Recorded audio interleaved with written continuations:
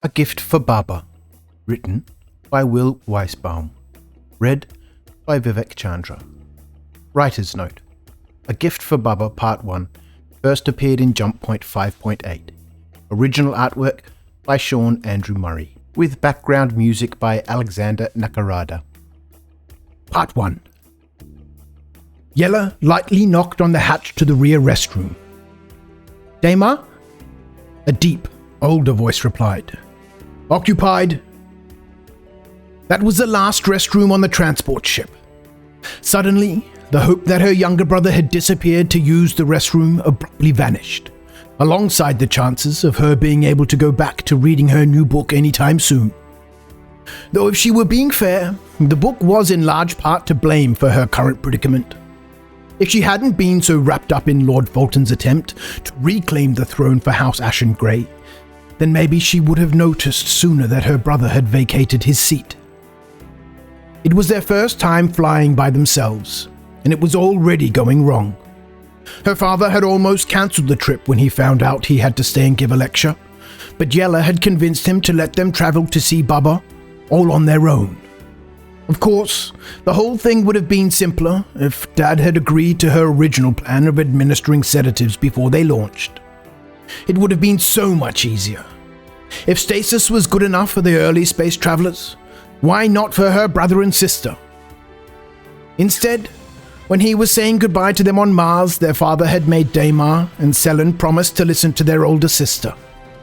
So far, Yella felt like her two younger siblings had done almost everything but listen to her. Even her simple requests, like don't touch the in-flight shopping kiosk, had been ignored. Sure, oatmeal was her favorite cookie, and it was sort of nice that Selen had ordered them for her, and they had tasted way better than the Nutri-Sticks their dad had packed for them. Plus it did mean that they were all less tempted to eat the fancy chocolates they had brought as a gift for Baba. But still, it was the principle of the thing. These things weren't free after all, and her brother, all she asked him to do was stay put, and even that proved too hard. Why did he always have to wander off like this? Yella ran through her mental list of places to search one more time. He had already checked the lounge, the viewport, and the attendant bay, and had walked all the aisles twice. Selen was watching their seats and hadn't seen him. If Daymar wasn't using any of the restrooms, then where was he? Had he found a way into the engine room? Was he hurt? Did someone take him? Her heart began to pulse faster at the thought that her brother might actually be in trouble. "You mind moving?" came a deep voice from close behind her. Yella nearly jumped out of her skin, then turned to see an elderly woman trying to exit the restroom. Stepping out of the way, Yella watched the silver-haired woman grumble her way down the aisle. Derailed from her worrying, she took a deep breath and calmed herself, remembering the advice that Baba had given during their last visit. "As long as you're still breathing, you're already doing better than the billions of people who came before you." Dad hated when Baba said stuff like that, but Yella appreciated the way her grandmother could always put things into perspective. Okay, maybe it hadn't been perfect, but all things considered, their first time traveling through space by themselves could be going a lot worse. For example, on the bright side, since none of the pressure alarms had sounded, she knew that her brother at least was still on the ship. "I swear if you kick the seat one more time, I'm gonna have you tossed out an airlock." For the moment, at least. Hurrying down the aisle, Yella saw a large, red-faced man glaring angrily at the row behind his. Row 15. Her row. And just as she feared, there was her little sister Selen staring back up at the man, equally red-faced. "I'd like to see you try," countered Selen. "Oh, you would you?" "Selen, what is going on?" Yella asked as she drew nearer to the heated scene. Without taking her eyes off the man's face, Selen answered, "He was saying bad stuff about people who live on Europa." That explained it. Europa was where Baba lived, and Selen was fiercely protective of the people she cared about. Dad described her as filled with dangerously noble intentions. "What I say is my own business," said the man. He pointed a thick finger square at Yella's nose. "Do you know how much I paid for this ticket?" The man bellowed. "Way too much to have some little snot-nosed brat kick my—" Before he could finish his tirade, the door to the overhead luggage compartment near his head opened with a snap. From inside, a tiny face peered out. Sleepily, the boy rubbed his eye with the back of his hand. "Are we at Bubba's yet?" "Damar!" Yella cried in relief. "Hi, Yella. I found a bunk bed like at home," said Damar before reaching an arm out to the man. "Help me down, please?" The man, still a little bewildered by the sudden change of events, lifted Damar from the bin and set him down gently on the ground. Almost out of instinct, Yella prompted, "What do you say, Damar?" "Thank you," said Damar. Sure," the man replied, not quite certain what else to do. "I'm going to need all of you to clear the aisle and take your seats," a passing attendant informed them. "We are going to be turning off gravity for our approach soon." The man seemed to remember some of his anger at the sight of someone in uniform. "Hey, you! Wait a minute." The attendant paused.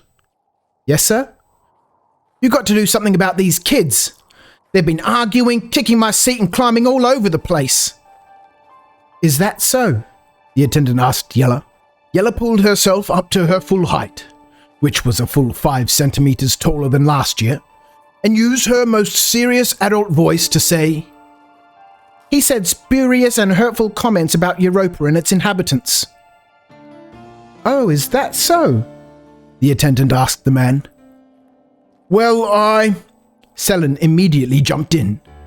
"He did. He said that people from Europa were all cold-blooded liars, and when I said my grandma was from Europa, he told me to shut up. But I wouldn't because he was wrong, so I kicked his seat, and then he said he was going to throw me out of an airlock." "Now, wait just a minute here. You don't think that I—" started the man, but the attendant cut him off. "Sir, right now, all I know is that we're approaching our transfer station, and everyone needs to get strapped in. Even people like you." She turned to the children. "As for you 3, come along. Let's see if we can't find you somewhere better to sit." With that, the attendant marched Damar, Selin, and Yella past the man, Selin glaring at him like a hawk as she passed, up the stairs to the executive lounge. The room was elegantly furnished in brass fixtures and dark woods, while the entire front wall was lined with a display that projected a real-time view of the ship's trajectory. Much better than the view from the small seat-back displays. The room was mostly empty, with only a few of the plush chairs occupied. "We are a little light today, so we have extra seats in here. But I need you to promise me that you won't be any trouble if I let you sit up here." "We promise," they responded in near unison, with Selin chiming in just a fraction later than her siblings, since she was never one to take a promise lightly. "Good. Now let's strap you into your harnesses." The attendant helped Damar and Selin position their 0G harnesses into place, while Yella proudly did her own, glad of the instructions she had read earlier in the safety manual. "There, all set," said the attendant as she adjusted Selin's last strap. "Oh, and my father was from Europa too," she said, with a wink before leaving to attend to other passengers. Damar sank back into the thick padding of the seat with a comfortable sigh. "I like being an executive. Selin, do you think you can kick someone on our next flight too?" "Yes." "No," Selin and Yella answered respectively and simultaneously. "Prepare for 0G, announced the tannoy. The little gravity warning light overhead clicked on. The counter spin thrusters fired, and a moment later, they felt themselves lightening until they were pressing against the seat harnesses. "Making final approach to transfer station Banaru. Stand by." Ahead on the view screen, a small speck was quickly growing larger until you could just make out that it was a spoked space station. Long arms jutted out from its central hub and connected to an outer ring, giving it the appearance of a robotic wagon wheel. The station spun about its axis, using centripetal acceleration to provide gravity to those on board. However, as their ship approached, the spinning appeared to slow to a stop. Yella began to explain to Daimar that it wasn't the station that was slowing, but rather it was their ship that had begun rotating at the same speed, only making the station look like it had stopped. She would have gone on to explain more about docking procedures, but Daimar had already fallen fast asleep. Transfer Station Banneroo was a hive of activity. Situated just outside the Sol Crawshaw jump point, travelers from all over both systems arrived to switch between smaller local shuttles and larger starliners. Over the years, Banneroo steadily grew from all the traffic passing through, and now, as it proudly proclaimed in multiple signs posted throughout the station, it had a full hotel, exotic food court, and bustling marketplace. The food court was especially popular with people arriving from Crawshaw, since it is recommended that you fly on an empty stomach through interspace, at least the first few times until you get used to the sensation. In a quieter section of the station, the three siblings sat on chairs near the E-12 docking port, waiting for their shuttlecraft to Europa to depart. They had just over an hour to go, precisely 71 standard Earth minutes according to Daimar, who had very recently learned how to tell time. Through the thick viewing pane, Yella watched as the transport they had arrived on, having refueled and taken on new passengers, drifted away from the station towards the flashing jump point beacons in the distance. Already she could see it spin as its rotation went out of sync with Banneroo's own. As excited as she was to visit her grandmother, part of her longed to visit another system. "What are you looking at?" Daimar asked his older sister. "Our transport ship is about to go through the jump point, see?" Yella pointed to where the ship waited to spin up its drives. "They left without us!" cried Daimar as he rushed to the viewing pane. Yella got up and put a comforting hand on the boy's back. "No, remember? That ship is going to Crawshaw. We're getting on a different ship to go to Bubba's." "Oh," said Daimar. A tiny bright light flared and the ship breached into space, disappearing from sight.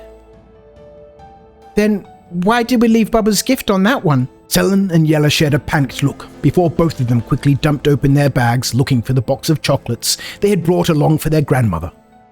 They had picked out the flavors together at Bubba's favorite chocolatier in Port Retinus. She always talked about how it was the thing she missed most about living on the Red Planet. Aside from the three of them and their father, of course. Bubba even joked that the only reason she still visited was to refill her supply. The first time they had visited her on Europa, they had sat curled up under a blanket together watching one of the crystal storms through the small porthole in her workshop. They each had gotten to select one of the chocolates from the box, and Bubba showed them how she would eat around the edge, letting each bite melt before popping the filling in her mouth.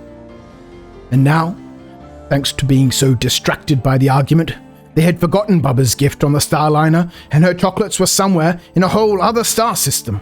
"It was in the back pocket of the seat," Daimar reminded them. "You said I wasn't allowed to touch it, even though I promised to be careful." "Why didn't you say something?" Selen demanded. Daimar's eyes got wide like they did when he was about to cry. Yella felt like crying too, but that wasn't going to help anything. "It wasn't his fault. I forgot too." "Bubba's going to be so mad with us," said Selen. "No, she isn't," said Yella. "Yes, she is," said Selen. The thought of Bubba being mad at him was enough to burst Daimar's seal, and tears came flooding down his face. His face curled like he was about to cry out, but the sound never came. Daimar had always been a quiet crier. Their father said it was like watching a vid on mute. "It's my fault for getting into a stupid fight with that stupid man. It's always my fault." And with that, Selen angrily crossed her arms and started to cry as well. "If anyone's to blame, it's me. I should have remembered," said Yella. "I'm in charge."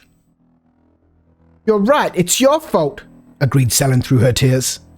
That's when Yella started crying too. Now, if a different attendant had been assigned to watch over them at the docking port, things might have gone very differently for the three siblings. However, Tyver Montclair had been given the task, and if asked, Tyver would quickly tell you that even from a very young age, she has been no good with children.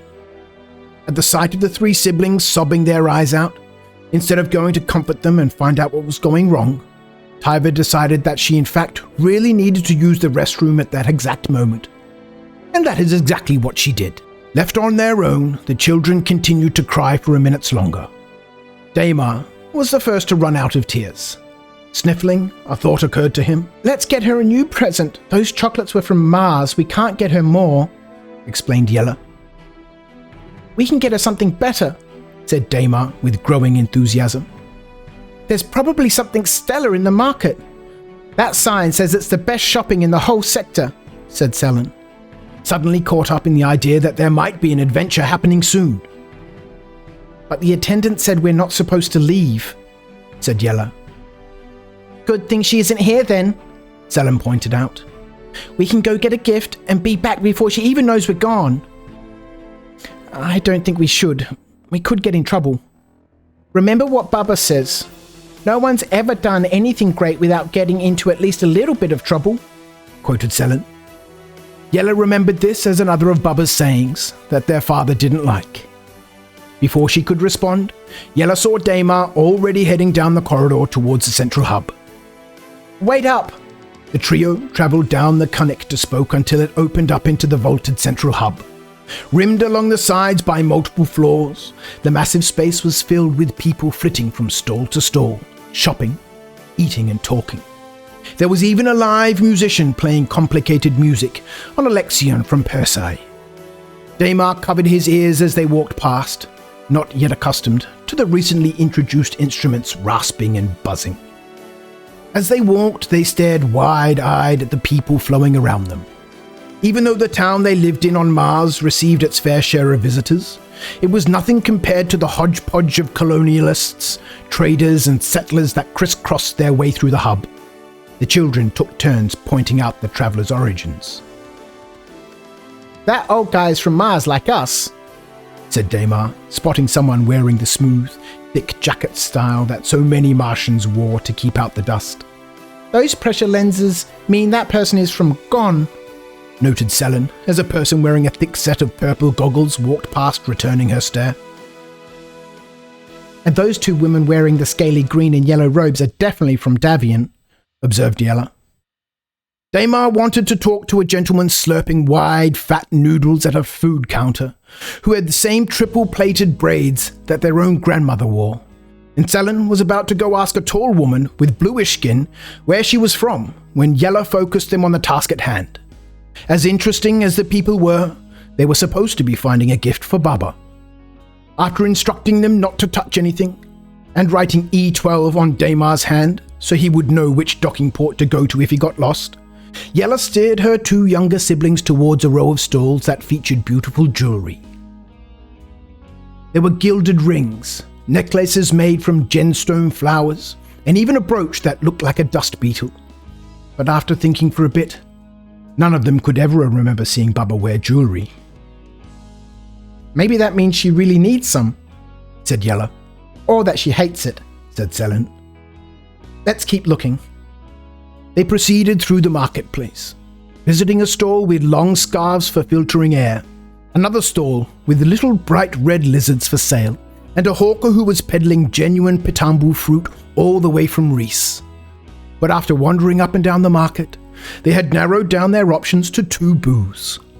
Yella thought they should get Baba a fancy bottle of lotion made from diggory blossoms that, according to the vendor, only grew on Aramis. "She works with her hands a lot, and the cold weather makes them dry," explained Yella. Selin thought they should get Baba a little silver multi-tool. It had a monkey wrench, 5 screwdrivers, a full band burst scanner, a Geiger counter, an arc torch, a nail file, and a bottle opener. "It's like 100 gifts in one," Yella pointed out that Baba already had most of these tools, and Selin pointed out that lotion was stupid. It seemed like there wasn't going to be any way to reach an agreement, when Damar settled the debate saying, "We should get her that." Yella and Selin looked to where their brother was pointing and agreed instantly. He had found the perfect gift for Bubba. I'm truly sorry, but I cannot let it go for any less, said Vasco, the owner of the store. To show how dismayed she was, she gently shook her head, which caused the thick folds in her neck to wobble.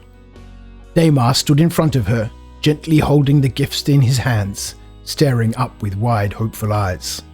They had been negotiating with the woman for several minutes now, but she could see how much the children wanted the gift and was holding firm.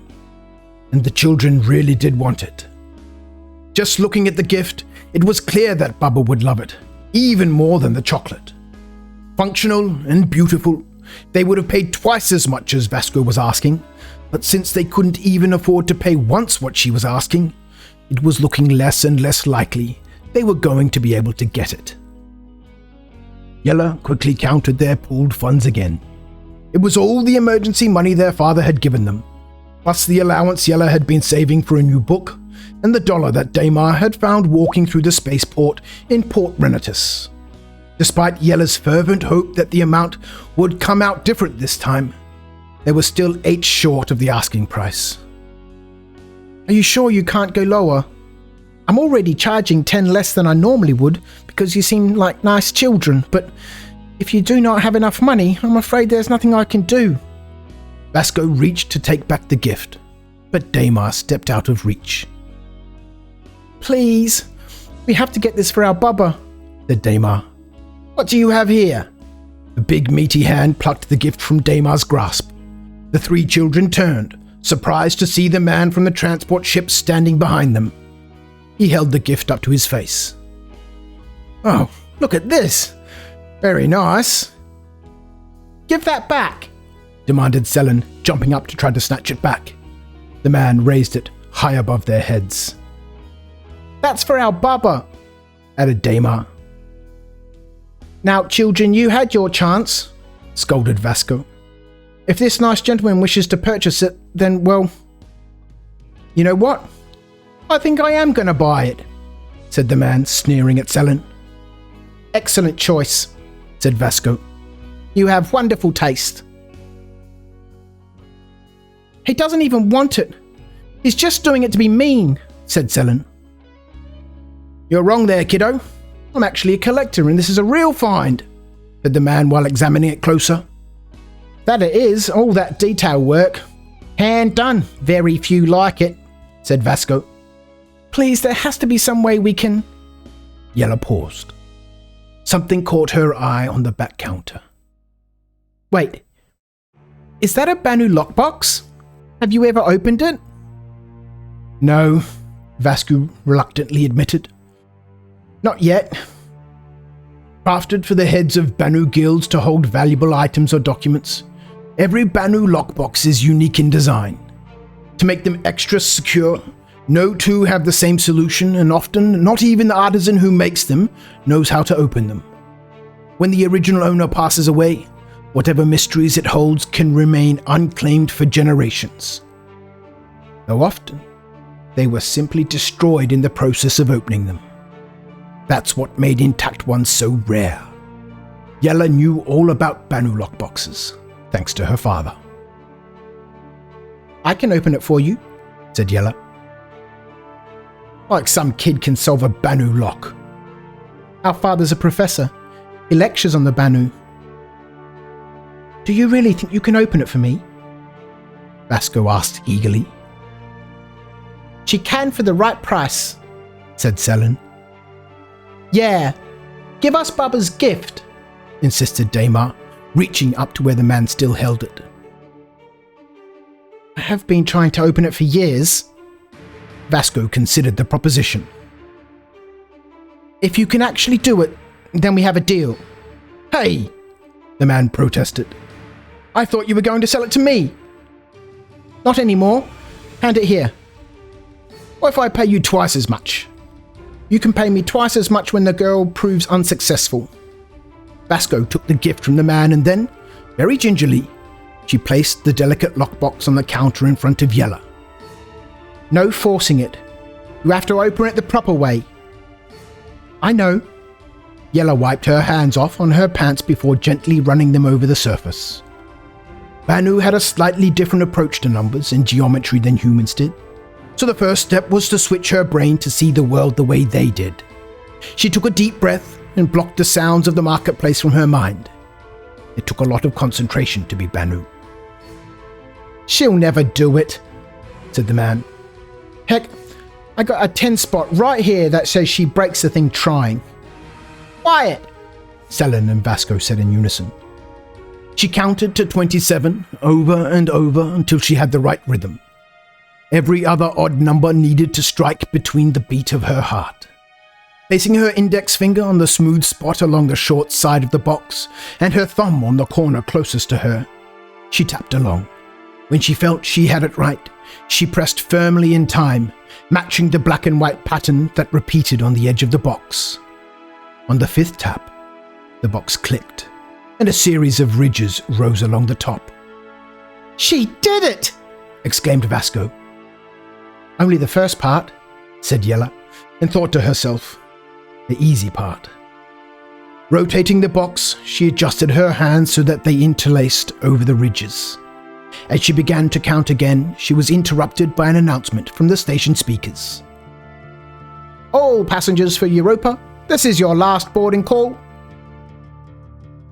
"Oh no, that's our flight!"